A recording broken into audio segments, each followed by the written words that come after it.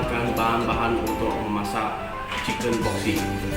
Chicken wing, chicken stock powder, garam, serbuk paprika, lada hitam, breadcrumb, telur.